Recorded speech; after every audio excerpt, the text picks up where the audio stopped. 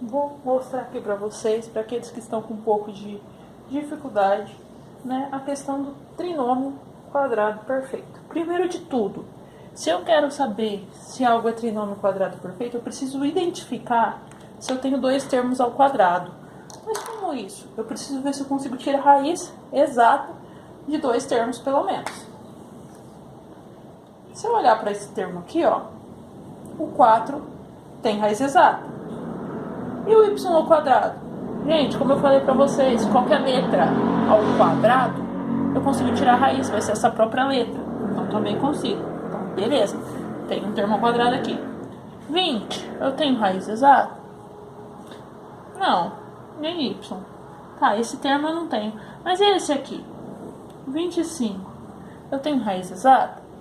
Poxa, professor, eu tenho. 5 vezes 5 dá 25, então ele tem raiz. Então, se eu tenho dois termos e eles têm raiz exata, e este termo central é duas vezes a raiz do primeiro vezes a raiz do segundo, aí eu tenho um trinômio quadrado perfeito. Mas só se tiver essas condições. Se eu tenho raiz exata desse e desse, mas esse termo central não é duas vezes a raiz do primeiro vezes a raiz do segundo, não vale pra mim. Como assim, professor? Vou tirar a raiz desse aqui. Raiz de 4y ao quadrado. Raiz de 4 é 2. Raiz de y ao quadrado é y. Professora, como você sabe? Você poderia pensar assim, ó. E você poderia escrever aqui o raiz de 4 vezes y. Você poderia escrever como raiz de 4 vezes raiz de y ao quadrado. Esse ao quadrado ia cortar com a raiz. E aqui raiz de 4 você sabe que é 2. Então vai ficar da mesma forma 2y. Tá? E o 25? Vamos pensar aqui, ó. Qual que é a raiz de 25? Que número que multiplicado por ele mesmo dá 25? Ah, professor, é o 5, né? 5 vezes 5, 25. Beleza. E esse termo central aqui? Para que esta equação aqui seja trinômio. Trinômio porque tem um termo, dois termos, três termos. Lembra que tem um termo depois da soma, da subtração? Trinômio quadrado perfeito, eu preciso ter dois termos ao quadrado e o termo central precisa ser duas vezes a raiz do primeiro vezes a raiz do segundo, certo? Então, este termo aqui, vou colocar aqui, ó, 20y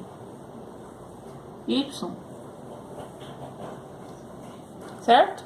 Ele precisa ser igual a duas vezes a raiz do primeiro. Qual que é a raiz do primeiro? É quando eu tiro a raiz aqui, ó.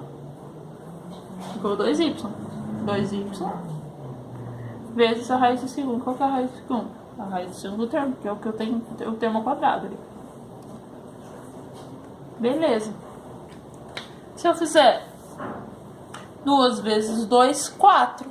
4 vezes 5 dá 20. E o y aqui ele continua multiplicando. Ficou meio coisadinho, um pouquinho pro ladinho pra vocês enxergarem. Então, eu tenho 20y.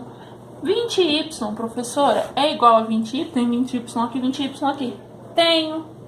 Opa, é igual. Então, o que isso me diz? Me diz que isso é um trinômio quadrado perfeito. Agora, professora, eu quero fatorar isso. Eu vi que é, certo? E eu quero fatorar. Eu vou colocar aqui na frente, aqui, pessoal, pra vocês... eu vou colocar aqui, ó, a fatoração. Vou colocar aqui, para não precisar apagar, para vocês enxergarem. Como que eu faço isso? Apago parênteses.